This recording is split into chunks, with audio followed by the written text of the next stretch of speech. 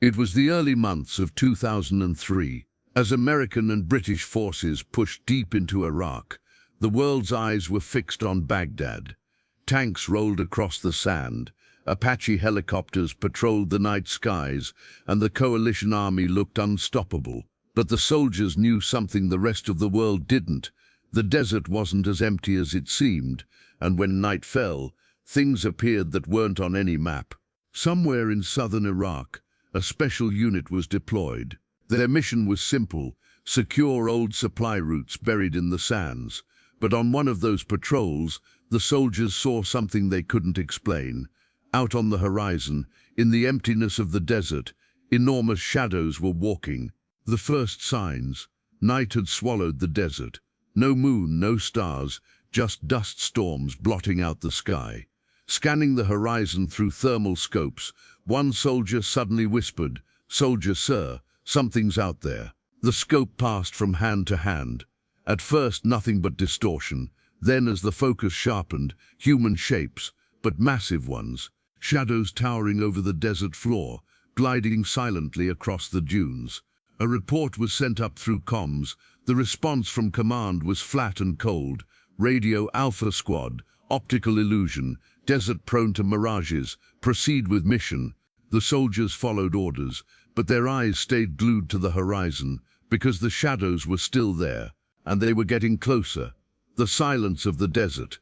The Iraqi desert was one of the harshest battlefields. Scorching heat by day, bone-chilling cold by night. Sandstorms could erase visibility in seconds, making soldiers vanish into the haze. But that night was different. The wind had died, and the desert was far too quiet.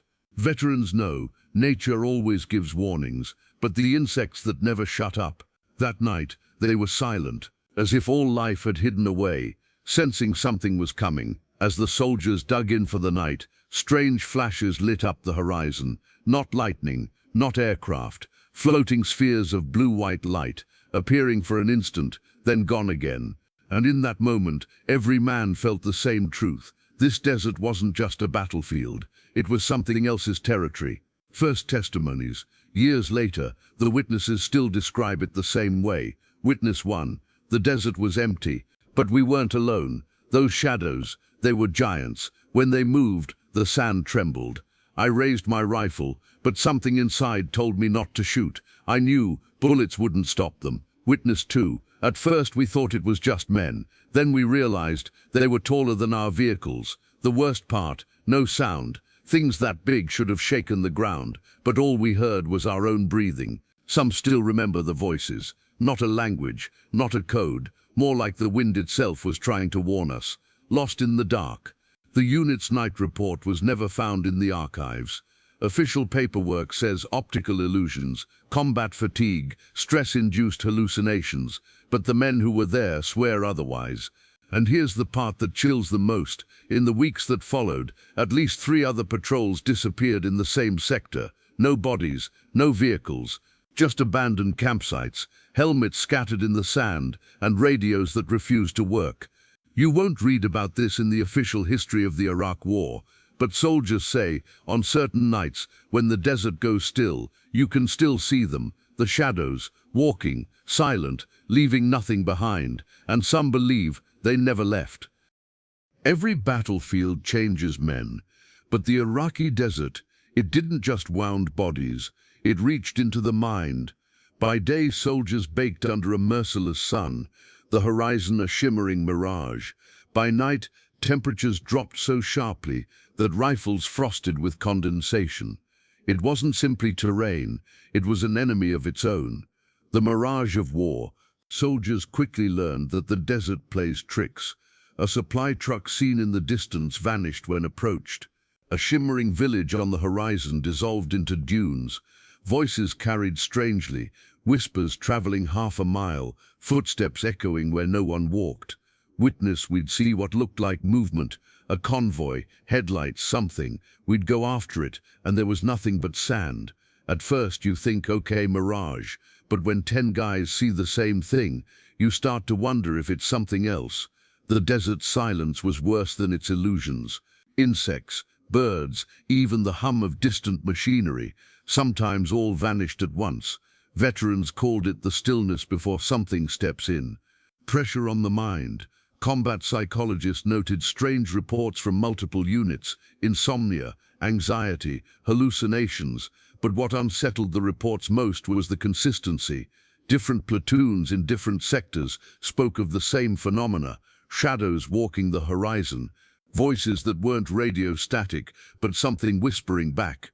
And above all, the feeling of being watched. Witness, you can chalk one guy up to stress, maybe two, but whole squads, that's not coincidence. Every night it felt like something was out there, just beyond the limit of our NVGs. Not insurgents, not human, equipment malfunctions, the desert swallowed signals, radios cut without warning. Night vision goggles flickered, showing flashes of pale figures in the distance, then blackness. Wristwatches stopped, only to restart hours later, perfectly in sync with one another. One patrol reported compasses spinning in circles. The squad leader logged it as magnetic interference, but locals had a different name, Wadi al-Jinn, the Valley of Spirits. The old beliefs, long before tanks and Humvees rolled through the sands, these deserts carried older stories. Bedouin nomads spoke of jinn, beings of smoke and flame, invisible but powerful enough to mislead travelers, even whole armies. To the villagers, the strange lights and walking shadows weren't illusions, they were warnings. And as Western soldiers scoffed at folklore, the desert listened, because to ignore the old stories was to invite them. The first time it happened, it was supposed to be a routine night patrol.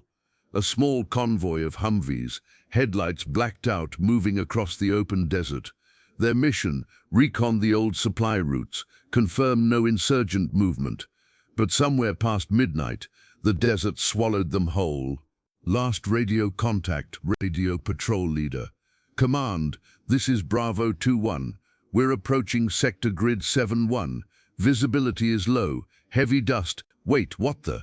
Negative, no heat signatures, but movement on horizon. Repeat, large movement. Static intensifies, then silence. But 50 meters further, the track simply stopped. No turn, no explosion, no wreckage, just nothing. Witness, it was like they drove straight off the face of the earth. 1 second, tracks, next second, gone. Scattered evidence. The team fanned out, scanning the dunes. What they found only deepened the mystery. A helmet, half buried, straps torn, a rifle, jammed with sand, its barrel bent unnaturally.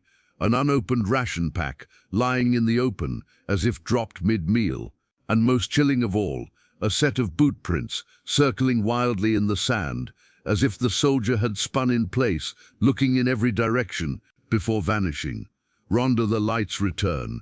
As the search team prepared to pull back, one soldier pointed to the horizon. Soldier, sir, the lights, they're back. Faint blue-white orbs flickered along the ridgeline, dancing like fireflies, then winking out. But for every light that faded, a shadow seemed to take its place. Tall, impossibly tall, striding along the dunes. The men froze. None dared fire, none dared move, and in the silence, someone swore they heard voices, not Arabic, not English, but a chorus carried by the wind. Official report. When the squad returned, their report was filed under equipment malfunction and disorientation due to environmental stress.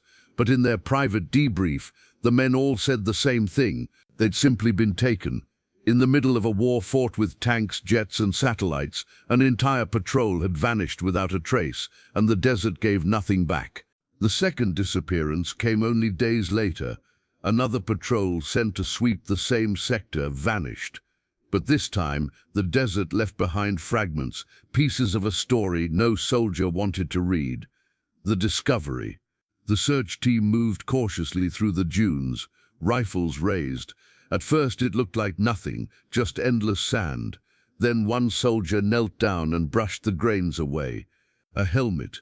Its chin strap snapped, the inside stained dark. A few feet away lay an M16 rifle, not dropped in retreat, jammed with sand, its barrel bent like soft metal, and scattered between them, ration packs torn open, their contents untouched. Witness, it looked like they'd just stopped eating, dropped everything, and ran. But where? There were no tracks leading away, none. The trail of blood. 100 meters further, the team found something worse, a trail of blood smeared into the sand, leading nowhere. Not enough for 30 men, but enough to know someone had been wounded. The blood ended at a shallow depression, as if a body had lain there, but there was no body, only torn fabric, and a boot, half sunk into the earth, its laces still tied. Unnatural marks. Then they saw the marks, deep gouges etched into a nearby rock, as though something with claws had raked across it, too wide, too uneven to be man-made, and higher than any man could reach. Witness, I've seen shell fire, I've seen shrapnel, but this, it wasn't from explosives, it was alive. Whatever made those marks, it was alive. The silence again, as the soldiers examined the scene, a suffocating silence fell over the desert, the same silence survivors had reported before the shadows appeared. No wind, no insects, not even the hum of distant vehicles. Every man felt it. They weren't alone. The whispers, faint, overlapping voices, like a crowd speaking in a language no one recognized. Low, urgent, almost pleading. Witness, it was like they were all around us, but nowhere at the same time. You couldn't point your weapon at it. You just felt it pressing in, closer and closer. The pullback. Panic rippled through the squad. Orders were given to fall back immediately. As they left, one soldier glanced over his shoulder and swore he saw the silhouettes, towering figures, rising from the dunes, their forms blurred by heat and shadow. Not running, not charging, just standing, watching. The desert had spoken again, and what it left behind were not answers, only fragments of horror. When Western soldiers marched into Iraq, they brought tanks, satellites, and technology. But the desert carried something older. Stories passed down for centuries, warnings whispered to those who dared cross its sands. To the Bedouin, this was never just empty desert. It was alive, and not everything that walked here was human. The Bedouin warnings. During one patrol, a unit set up camp near a small village. Curious locals gathered, offering water and bread. One old man approached the translator and asked a question that chilled the squad. "Old man, why do you stay in Wadi al-Jinn? No one camps there, not even the camels will sleep." When pressed, he told them stories, caravans swallowed by night, travelers who followed ghostly lights until they vanished, whispers on the wind that lured men away from their fires, never to return. The jinn. In Islamic tradition, the jinn are beings made of smokeless fire, invisible but capable of taking shape, some harmless, some tricksters, and some hunters. The villagers believed the desert shadows weren't illusions. They were jinn, wandering giants that haunted lonely places, feeding on fear. To soldiers trained in science and warfare, these were just myths. But to the people who had lived here for centuries, they were warnings carved into memory, mockery and fear. At first, soldiers laughed. Ghost stories, they said, local superstition. But the laughter didn't last, because the very things the villagers described, the lights, the whispers, the disappearances, were exactly what the patrols had been experiencing. Witness. When the old man said the jinn walked here, I thought it was just talk. But then I remembered the helmet we found, the boot still tied, the whispers in the sand, and I wondered, maybe he wasn't warning us. Maybe he was telling us what already took them. There was one place locals never entered, a stretch of dunes marked by blackened stone. They called it the Valley of No Return. Shepard said even goats refused to graze there. Satellite imagery showed nothing unusual, but every time a patrol entered, radios failed, compasses spun, and men swore they saw colossal shadows in the haze. One Iraqi guide told them plainly, "Guide, the desert does not want you there. The jinn already walk beside you. Leave while you can." The clash of belief. Command dismissed the stories. Stress, fatigue, delusion. But among the lower ranks, belief began to grow. Some men carried charms given by villagers, others whispered prayers before night patrols, and some refused to speak of what they'd seen at all, afraid that naming it gave it power. It no longer mattered whether the shadows were real or myth. What mattered was that the desert had claimed the minds of the men who walked it. And once the desert takes hold, it never lets go. When the stories of vanishing patrols and walking shadows spread among the ranks, command sought explanations. War leaves no room for superstition. Everything must be explained, categorized, filed away, and so theories emerged. Electromagnetic anomalies. Some officers argued the desert was not haunted but charged. They claimed natural electromagnetic fields in the region disrupted radios, compasses, even human perception. Military analysts. Electromagnetic anomalies can cause hallucinations, disorientation, even the sensation of voices or presences. Combine that with stress and sleep deprivation, and entire units could share the same illusions. But even this theory had problems. How did electromagnetic fields twist metal rifles or leave claw marks etched deep into stone? Experimental cloaking technology. Directed energy weapons that warped perception, or classified projects tested in the chaos of war. Witness, we were the perfect lab rats. Remote desert, no civilians, no questions asked. They could have been running black projects right under our noses. What better cover than a war? Yet this explanation didn't satisfy everyone, because the soldiers swore what they saw wasn't a projection, it was alive. Satellite operators reported strange orbs over Iraq, moving against the wind. Pilots described lights pacing their jets, only to vanish instantly. The glowing spheres soldiers saw on the ridgeline fit the same pattern. Narrator, were the shadows simply another face of the same phenomenon? Were the desert giants connected to the orbs of light that haunted battlefields across the world? Mass hallucination. Command's official stance was simple. Mass hallucination. The stress of combat, the endless heat, the isolation, all feeding into group psychology, a rational explanation. But if it was only stress, why did the same events appear in multiple units across different times and places? And why did the desert leave behind evidence, broken weapons, blood-stained helmets, claw marks too high for any human? The unanswerable question. Science tried to explain it. War theory tried to contain it. But the truth of the desert didn't fit in any box. Electromagnetic storms, black projects, UFOs, hallucination, all possible, but none complete, because whatever walked in the sands of Iraq was more than theory, it was experience, and those who saw it would never forget. For years, the official record claimed the desert incidents were nothing more than stress and illusion. But behind closed doors, whispers spread. Whispers of men who had seen what could not be explained and lived to tell it. The silent return. Not all who vanished stayed gone. In at least 2 cases, soldiers reappeared, days, even weeks later, but they returned different. One private was found wandering barefoot in the desert, uniform shredded, eyes wide and unblinking. He spoke no words, only muttered incoherent phrases in a language no one recognized.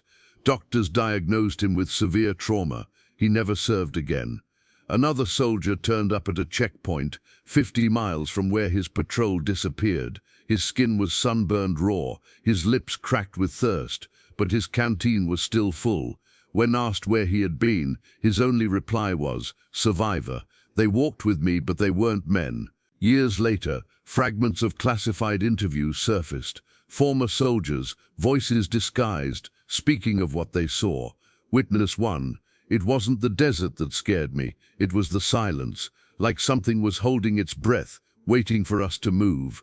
Witness 2. The shadows. They had weight, not just tricks of light. You could feel them watching, pressing down on you.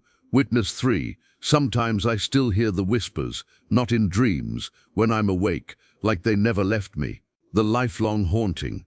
Some veterans refused to speak publicly, but those close to them told stories. Soldiers who refused to sleep in dark rooms, men who avoided mirrors, claiming they saw faces behind their own, families who said their loved ones would wake at night screaming in languages they didn't know. The war followed them home, not in medals or scars, but in shadows only they could see. The burden of silence. Their voices silenced, their stories buried, but whispers leak through cracks. Anonymous veteran, they told us it wasn't real, they told us to forget, but how do you forget something that still stands at the edge of your bed at night? The desert had not only taken men, it had taken their minds, their voices, their peace, and those who returned carried whispers no one else could hear. The battlefield takes lives, but the aftermath takes the truth. For every patrol that vanished, for every soldier who whispered about the shadows, there should have been reports, pages of testimony, evidence, official accounts. Instead, there were blank spaces, files sealed, records missing, and silence signed with ink and fear. The sealed files. After the first disappearance, the search team filed a detailed account. Blood in the sand, broken weapons, claw marks carved into stone. But weeks later, the file vanished from archives, the official record replaced with a single line, typed report, patrol lost to environmental exposure, no hostile contact. Everything else was gone. The memos, internal memos, circulated among officers. They spoke not of what was found, but of what must never be spoken. Memo excerpt: all references to abnormal phenomena will be stricken from official debriefs. Personnel reporting such experiences are to be evaluated for combat fatigue and reassigned. It wasn't just cover-up, it was suppression. The soldiers' anger, for the men who risked their lives, it was betrayal. Anonymous soldier: we gave them everything, blood, sweat, sanity, and when we told them what we saw, they called us crazy. They didn't want the truth, they wanted silence. Some soldiers refused to sign non-disclosure agreements. Those men found their careers suddenly over-discharged for mental instability or failure to adapt. The disappearance of evidence. One squad managed to photograph strange lights in the desert sky, but when the film reached command, it was damaged during processing. A radio log captured whispers that weren't in any human language, but the tape was erased, overwritten with static. Helmets, rifles, even entire vehicles left at disappearance sites. All removed, loaded onto trucks, driven away in the night. No paperwork, no explanation, the weight of silence. The men returned home carrying shadows inside their minds, but the war left them with something else, the crushing weight of silence. They weren't allowed to speak. Their memories were buried under red stamps and locked drawers, and those who dared tell their stories were branded liars. Between them, only fragments remain, and the silence that still screams in the dark. For every soldier who swore they saw something impossible, there was another voice asking, was it real? Or was it the mind breaking under the weight of war? The psychological explanation. Military psychiatrists were quick to argue the human mind was fragile in the desert. Weeks of sleep deprivation, dehydration, and constant fear could explain much of what was reported. Psychologist: when men share the same stresses, they can share the same hallucinations. Mirages, whispers, even shadows, these can all be collective projections of trauma. And yet, how do hallucinations bend steel? How do they leave claw marks high on stone? The explanation satisfied science, but not the men who had touched the evidence with their own hands. The paranormal claim. Others, soldiers, locals, even researchers, insisted the events were not mental illusions. They pointed to the consistency of the reports. Different units, different years, different nationalities, yet the same visions. Glowing orbs, whispering voices, towering shadows. Witness: we weren't dreaming, we weren't broken, we saw them, and once you've seen them, you don't unsee them. The hybrid theory. Some proposed a terrifying middle ground, that the phenomenon was real, but it worked through the mind. Instead of simply appearing, the entities manipulated perception, feeding on fear. The whispers, the illusions, the vanishing men, all part of a design to drive soldiers mad before consuming them. In that theory, both sides were right. The mind was breaking, but it was breaking because something wanted it to. The command's verdict. Officially, the verdict was clear. Environmental stress, psychological collapse, nothing more. But among the ranks, the verdict was silence. Not one man who had looked into the desert's eyes believed it was only in their heads. Paranormal or psychological? The answer depends on who you ask. But for those who walked the Iraqi desert, the question was never which. It was how long they could survive before one became the other. War leaves scars on the land, on the body, on the mind. But in the deserts of Iraq, it left something else. Questions that no one dared answer. The empty battlefield. When the war moved on, the desert remained. Patrol routes were abandoned. Convoys never returned, and yet the sand still whispered their names. Years later, explorers stumbled upon rusted helmets, half buried in shifting dunes. Webbing rotted, ammunition scattered like forgotten bones, but no soldiers, no bodies, only silence. The unending mystery. Theories persisted. Stress, illusion, UFOs, jinn. But for every explanation, there was another question. How do men vanish without footprints? How do shadows leave marks in stone? And why did the silence always arrive first, like the desert itself was holding its breath? The soldier's legacy. Some of the men who returned carried the war home in their minds. They avoided the dark. They shunned mirrors. They lived with whispers only they could hear. For them, the battle never ended. The desert walked with them, in memory, in dreams, in the spaces between, the desert's final word. The Iraqi desert claimed men, machines and minds, and when the sand covered their traces, it left only fragments, helmets, rifles, empty boots, no victory, no closure, just silence. Because some battlefields don't end when the war is over. They wait, and they remember, and in the shadows of the desert, so do we. If you enjoyed this story, make sure to follow us for more. Don't forget to subscribe so you won't miss the next episode.